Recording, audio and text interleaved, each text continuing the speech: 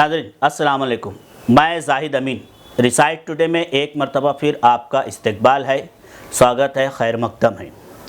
Recite today का ख़ास episode बासलाहियत Malegaon, मेरा अज़्म मेरी पहचान में हमने हमेशा नई सलाहियतों को आपके सामने पेश किया है, जिसकी बदौलत मालेगांव का नाम रोशन होता है। और ऐसी शख्सियत को पेश करना हमारे लिए भी एक फ़ख्र की बात होती है।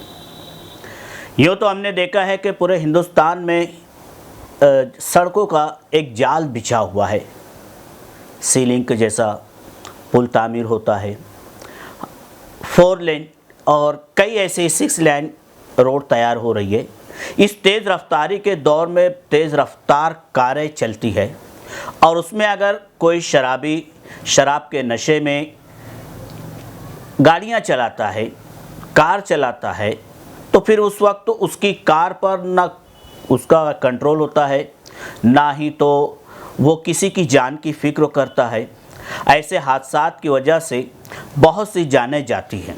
इसकी रोकथाम किस तरह से की जाए, इसका कुछ हल्का सा सॉल्यूशन हमारे सामने आया है और यह हमारे शहर के लिए बड़ी फ़ख्र की बात है कि मालेगांव से एक ऐसा शख्स हमारे सामने आया है जो शराब पीकर जो ड्राइविंग करते हैं, ऐसे लोगों की या ऐसे ड्राइवर की पहचान लेकर हमारे सामने आया है और हादसात पर रोकथाम का एक वाजिब तरीका बताया है।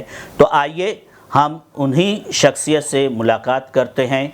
मैं आपके सामने पेश करता हूं उस शख्सियत को जिसने इस अल्कोहल से पीड़ित लोगों की जो जाने जाती है उनको बचाने की कोशिश की है। मेरी मुराद मुशफ़िक आलम शेख शाकिर। तो मेरे साथ तो पहले मौजूद है शाकिर शेख सर, जो तहज़ीब हाई स्कूल तहज़ीब प्राइमरी के हेड मास्टर हैं। उनके ही फ़र्जंद हमारे साथ मुशफ़िक आलम, जो फ़िलहाल अभी साबो सिद्दीक़ कॉलेज में ज़ेर तालीम हैं। अब ये किस तरह से किए हैं, आइए हम उनसे ही जानने की कोशिश करें। मुशफ़िक आलम साहब, सबसे पहले आपका रिसाइट टुडे में इस्तकबाल है। जी, बहुत बहुत शुक्रिया। और रिसाइट टुडे आपकी इस कामयाबी पर मुबारकबाद पेश करता है। तो मैं चाहूँगा कि आप जो है हमारे नाज़रीन, हमारे दर्शकों को अपना मुख्तसरन इंट्रोडक्शन पेश करें। जी, अस्सलाम वालेकुम। मेरा नाम मुशफ़िक आलम शेख शाकिर है। मैंने अपनी इब्तदाई तालीम इरम प्री प्राइमरी स्कूल, उसके बाद मालेगांव हाई स्कूल से की।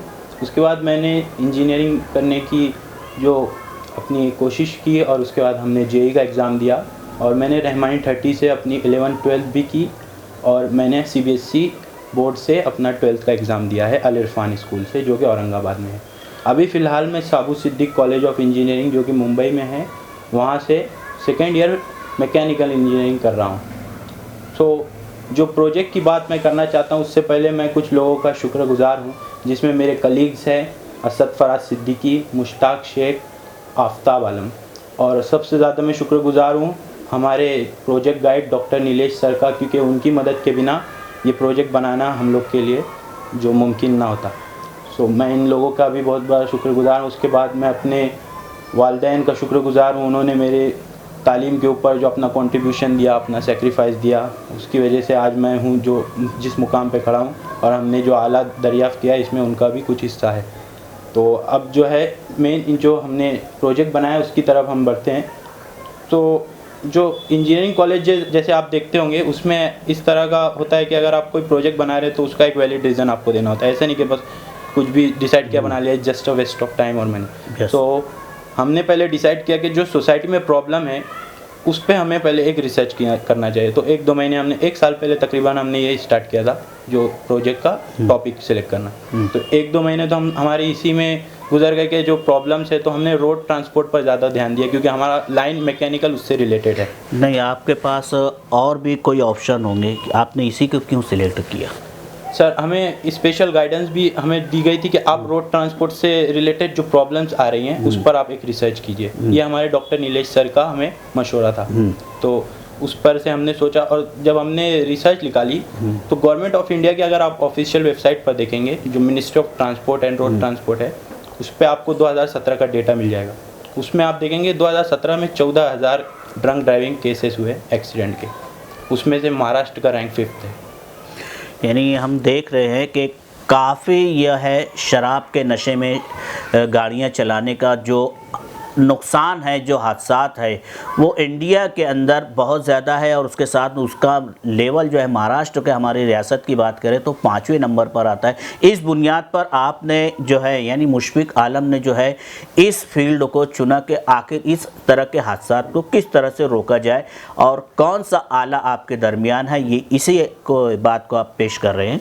जी, तो जब हमने इस डेटा को देखा और समझा तो हमने देखा कि हर साल 1000 के तकरीबन केसेस आते हैं, 1000, जिसमें ड्रंक ड्राइविंग केसेस से एक्सीडेंट होता है जो आदमी ड्रंक है उसका।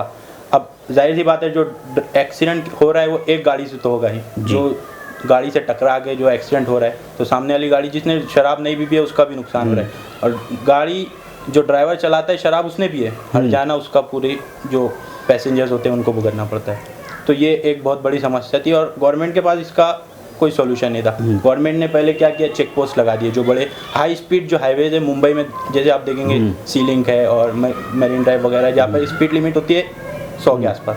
तो उस टाइम पे वो लोग रात के वक्त, उमूमन रात के वक्त चेक पोस्ट लगा देते थे और उनके पास एक ब्रीथ एनालाइजर था, आपने देखा होगा, उसमें जो ड्राइवर है फूंकते थे और उसमें परसेंटेज बताता था, अल्कोहल का परसेंटेज अगर जो ब्लड में होता है वो 0.2 रखना पड़ता है। अच्छा, उससे ज़्यादा इंक्रीज हुआ तो मतलब आप शराब पिए। तो उस हिसाब से गवर्नमेंट ने उससे पहले तो इलीगल करा दिया कि जो शराब पीकर ड्राइविंग करेगा उसको फाइन भी देना पड़ेगा, उसका लाइसेंस 2 हफ्ते के लिए कैंसिल भी होगा, गाड़ी भी जमा हो जाएगी। उसके बाद भी केसेस हो रहे थे, जाने जा रही हैं, तो ये कोई सॉलिड सोल्यूशन तो हुआ नहीं। तो हमने अपनी तरफ से इफेक्ट लगाया और हमने सोचा इनबिल्ट अगर कोई सिस्टम ऐसा तैयार हो जाए जिसकी वजह से मतलब गाड़ी स्टार्ट करने से पहले अगर शराबी की रोकथाम हो जाए तो ना बजेगा बास ना बस बजेगी बास।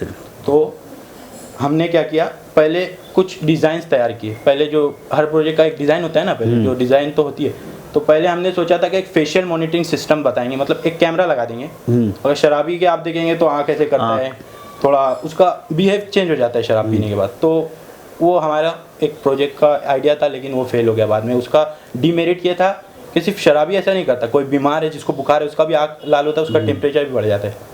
और अगर कैमरा हर एक को इस नज़रिए से देखेगा तो गाड़ी के पीछे सीट पे कोई बैठा है उसको देखकर वो लॉक कर देगा, तो उनका टाइम बर्बाद हो जाएगा, पुलिस का टाइम बर्बाद हो जाएगा।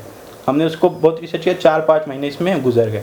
उसके बाद हमने एक इग्निशन लॉक का कंसेप्ट हमने पढ़ा था जो हार्वर्ड यूनिवर्सिटी में इंट्रोड्यूस हुआ था। उसमें ऐसा था कि अगर सेंसर है अगर और उस सेंसर से अगर अल्कोहल सेंस हो रहा है तो वो कार इंजन लॉक कर देता। तो ये हमारे लिए एक बहुत अच्छा जो है सॉल्यूशन साबित हुआ। हमने तुरंत उसके ऊपर रिसर्च पार्ट्स हमने उसके मंगाए हैं। वो मुंबई में लेमिंगटन रोड एक जगह है, वहाँ पर आपको इंजीनियरिंग की सारी चीज़ें इजीली मिल जाएंगी, कम दामों में भी मिल जाएंगी, लेकिन कुछ पार्ट्स हमें पूना से भी मंगाने पड़े। तो उसको मिलाकर हमने टोटल एक डिज़ाइन तैयार किया। उसमें इस तरह का था कि 3 एक मेन, मैं सारे डिवाइसेस का नाम नहीं लूँगा, लंबा चला जाएगा, मैं 3 मेन डिवाइस बता देता हूँ। एक अल्कोहल सेंसर है, माइक्रो कंट्रोलर डिवाइस है, ये अपने आप में एक CPU होता है, इसके पास डिसीजन लेने की एबिलिटी होती है, और एक होता है एनालॉग टू डिजिटल कन्वर्टर, और चौथा जो मेन डिवाइस है वो है GSM। इसमें क्या होता है कि आपको एक सिम कार्ड इंसर्ट करना होता है, उसके बाद आप उसको रजिस्टर कर दीजिए। अब जब कोई ये जब पूरा फंक्शन जब काम करेगा तो अल्कोहल सेंसर जो होगा हम स्टीयरिंग में लगाने का प्लान कर रहे हैं, क्योंकि स्टीयरिंग से ड्राइवर का मुंह काफ़ी करीब होता है। तो जब अल्कोहल सेंसर से वो अल्कोहल का परसेंटेज जब, अब बहुत लोग मुझसे सवाल करते हैं कि अल्कोहल से मुराद है सैनिटाइजर भी है, परफ्यूम गालबन जो कार में परफ्यूम होता है उसमें भी तो अल्कोहल होता है, तो आप अगर कोई परफ्यूम लगा के बैठा आप तो कार लॉक कर देंगे। तो हमने उसका भी सॉल्यूशन निकाला है। जो लिक्विड जो शराब होता है उसका अल्कोहल रहता है 0.2 ग्राम पर डेसीलीटर, मतलब जो खून में है बहुत कम हो जाता है वो। तो उसके हिसाब से अगर शराबी है सिर्फ उसी का अल्कोहल डिटेक्ट होगा और फिर सायरन बजेगा, बीप होगा। सबसे पहले अल्कोहल सेंसर से अल्कोहल सेंस करके ADC से भेजेगा। ADC मतलब होता है एनालॉग टू डिजिटल कन्वर्टर, क्योंकि सेंसर जो CPU होता है वो सेंस की लैंग्वेज को समझता नहीं है, उसको डिजिटल लैंग्वेज समझ आती है क्योंकि वो एक कंप्यूटर है। उसके बाद वो माइक्रो कंट्रोलर पे अपना सिग्नल पास करेगा, सिग्नल उसके बाद डिस्प्ले पे बचाएगा और डिस्प्ले पे एक वार्निंग देगा कि आपने ड्रंक किया हुआ है, आप कार मत चलाइए, सायरन भी बीप होगा। और अभी हमने इस पर मॉडिफिकेशन करना है, अभी किया नहीं है, लेकिन इसके बाद हम ये प्लान कर रहे हैं कि उसको थोड़ा टाइम देना चाहिए। अगर वो कार से उतर जाता है तो ठीक, वरना मैसेज RTO ऑफिस को भी जाएगा, ट्रैफिक पुलिस को भी जाएगा और कार भी लॉक हो जाएगा। अच्छा, ये कार लॉक होने के बाद यानी वो आगे बढ़ नहीं सकती है जी। तो फिर इस वक्त तो उसके ड्राइवर क्या करेगा? ड्राइवर तो आप जानते हैं नशे में वो पड़ा रहेगा, उससे उसको मुराद नहीं। तो अगर गाड़ी बीच रोड पर ही अगर रुक जाती है तो क्या इसका ट्रैफिक से कोई? जैसा कि मैंने आपको बताया, ट्रैफिक पुलिस को भी इसका अंदाज़ा हो जाएगा। हाँ। तो ट्रैफिक पुलिस वहाँ जगह पर स्पॉट पे पहुँचने की पहले तो कोशिश करेगी। ड्राइवर ज़्यादा से ज़्यादा वहाँ पे कितना रुक सकता है आप ही बताइए, या किसी का टाइम बर्बाद करेगा। और जो नशे में है ड्राइवर, तो तभी तो गाड़ी रुक रही है, तो वो खुद भी कुछ एफर्ट्स लगा नहीं सकता, क्योंकि उसका तो बॉडी उसके कंट्रोल में रहेगा नहीं। तो ये एक बात है। अच्छा, इसको पूरा ये आला तैयार करने में आपको कितना और कितने लोगों का, आप लोगों का इसमें शमूलियत रही? जी, जैसे कि मैंने शुरुआत में ही मेरे कलीग्स के नाम आपको बताया कि असद फराज सिद्दीकी, अच्छा। मुश्ताक शेख, आफ्ताब आलम और मैं मुशफिक आलम, हम 4 लोगों का इसमें कंट्रीब्यूशन था। और पार्ट्स की जो मैं बात कर रहा हूँ वो आए तकरीबन 7,500 के अराउंड इसके कॉस्ट आई फाइनेंशियल पार्ट्स की। और जो हमको मंगाना पड़ा वो सब टोटल मिलाकर, जो कुरियर वगैरह का पैसा मिलाकर 12,000 तक ये पूरा गैजेट बन गया है। अच्छा, इसकी मालूमात किसी फील्ड, किसी ऑफिस तक के आपने पहुंचाई अभी फ़िलहाल, या अंडर ट्रायल अभी भी? असल में कल हमारा एक वाइवा सेशन हुआ था जिसमें KJ सुमैया कॉलेज से एक एक्सपर्ट आए हुए थे जो प्रोजेक्ट ही गाइड करते हैं। अच्छा। और हर कॉलेज, हर यूनिवर्सिटी में एक गाइडेंस होता है जो लास्ट में प्रोजेक्ट को अप्रूवल देता है। तो उनको हमने ये बताया कि आप प्लीज़ गवर्नमेंट से ये रिक्वेस्ट कीजिए कि हमारा जो है गैजेट उसको कंपलसरी कर दीजिए। अच्छा। वरना जो शराबी है वो क्यों हमारा गैजेट लगाएगा अपनी कार में।